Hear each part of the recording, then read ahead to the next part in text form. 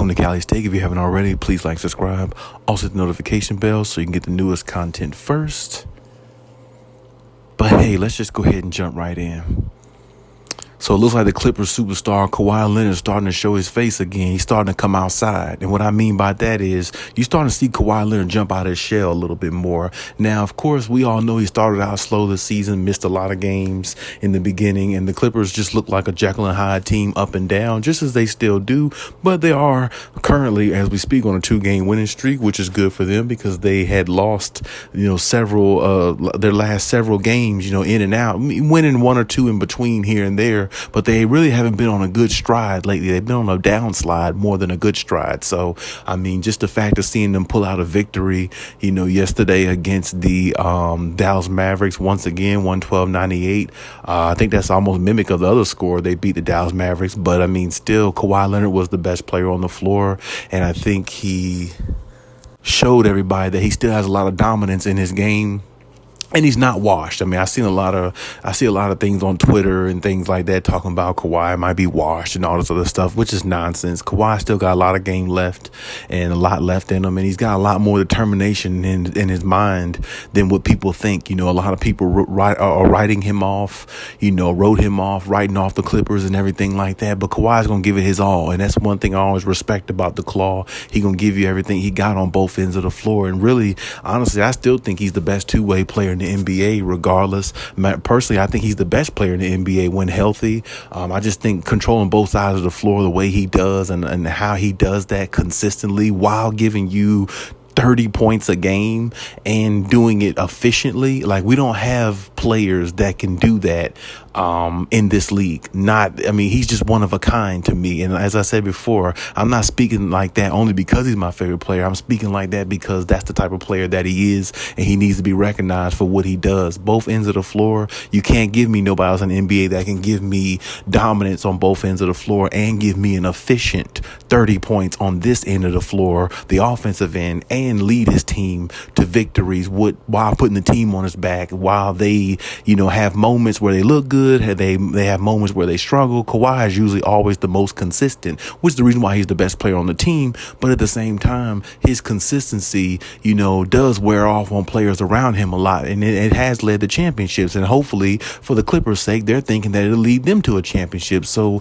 we have to see if it really turns out that way. But as far as Kawhi Leonard, the last 7 or 8 games, Kawhi Leonard's averaging like 29 points on like 56% shooting. It might be a little higher after, last night's game or against the Dallas Mavericks, but still, like I said, Kawhi Leonard is really, really dominating right now. He's really starting to show his true form. He's starting to move very well. I'd probably say, how he look now compared to the way he looked maybe about a month ago is a milestone difference. And I just hope that, he stays healthy along with the rest of the Clippers, trying to get their stride. Really, I want to see everybody in the NBA healthy. That's just really on some real, I'm saying, I want to see everybody healthy. I don't really like to see nobody injured. I just want to see everybody 100% healthy because it gives you more of a visual of who really the better team is and who's really playing the best and who's really at the top of their game. When teams are missing pieces and major pieces and all those type things, it's like you're not really seeing like who's the best. You're always just, envisioning who might be better if all teams are healthy and all options are available, but you really don't have all options on deck and available because it's always an injury seem like with major teams, and it just really it irritates me in the NBA. I just want to see everybody healthy, even though that's probably not logical, but that's just my thought process. But either way, another story for another day. But Kawhi's dominance has been very good. The Clippers are going to have to be a lot more better as a team, though. Kawhi playing good and them not playing overall good as a team is not a good thing. They're only 1 or 2 games above 500, which is not what I envisioned them to be, by this time in the season. I thought they'd be well over, 500, playing over 500 basketball. They are in the 6th seed currently still, which is very good, for their chances of making the playoffs, because even though they've struggled, they're still in position to, make it to the playoffs and, get on a good run and kind of solidify a spot. But at the same time, as a team, they have to build that cohesiveness. And, Kawhi, the one thing I could say, he's playing as much as he can. He's playing more games. games. He's getting more of a rhythm, and every night he's out there, I mean, he looks like he's just becoming more dominant. I mean, as good as Luka is, as a player, and the way they boost him up there and all that, Kawhi usually always dominates against the Dallas Mavericks regardless. And I know, at some point, maybe Luka and them might get the best of the Clippers or something like that. But I mean, as long as Kawhi is healthy, as long as Kawhi is playing at the level he's playing, it's going to be very tough for them to do that against the Clippers, because I just think Kawhi just has a dominant mentality that Luka doesn't have, which allows him to will his team to victory over Dallas, even though it looked like Dallas in a lot of instances when they played the Clippers, they looked like they could, be the better team to some people. But the problem is they don't have the better player, and Kawhi is the better player, and he's more dominant, and he's just more hungry. You know what I'm saying? I feel like Luka is just content with all the notoriety and the media and all the stuff he gets. He's not really focused too much like the way Kawhi is. And I feel like no player in NBA is focused as much as Kawhi is, because he doesn't talk, and it seems like he's just always adamant about trying to figure out what his next thrill on the court is, and then what he needs to do to implement his game, implement his time into the game that can allow his team to win. Look like he's thinking that and playing that way through his actions all the time, every minute he's on the floor. And I think that's what makes him a one-of-a-kind, different type player and challenge to other teams or other players who play against Kawhi. And I feel like, Kawhi can definitely put himself, right back in that top player shape form, which the way he's been doing lately, he's putting himself right back in that top player shape form,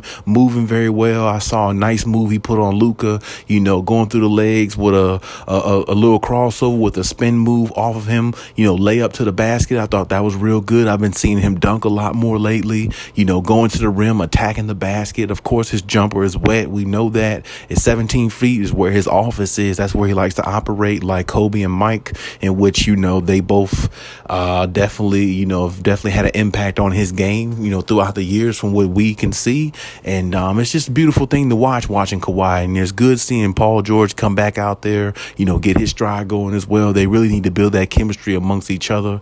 And they really need to just build it all the way around, through and through, because this team is good enough to do a lot of great things. But just because you're good enough, it doesn't mean you're going to. And if you're going to do it, then you got to put all this together. Ty Lue's going to have to be a lot better with his coaching, and a lot more of his decision making has to be a lot more sharper if they plan on going far in the playoffs and, just taking it the distance, because, his coaching is going to really play key in these situations. Because if they got to play a team like Denver or somebody like that, it's going to be tough for them to beat Denver, because, as I said, that team has chemistry, whereas the Clippers are trying to gain that. So it's like, and for some reason, Mike Malone seems to outcoach, Ty Lue all the freaking time, and Doc Rivers too. So I mean, the mentality of the coaching going to have to be different as well. I know Kawhi is going to be dominant. I know Kawhi is going to get back in the shape and the form. I have no worries there. It's just overall as a team, I just need to see more from them. And hey, maybe we're on the way of seeing that. So let's just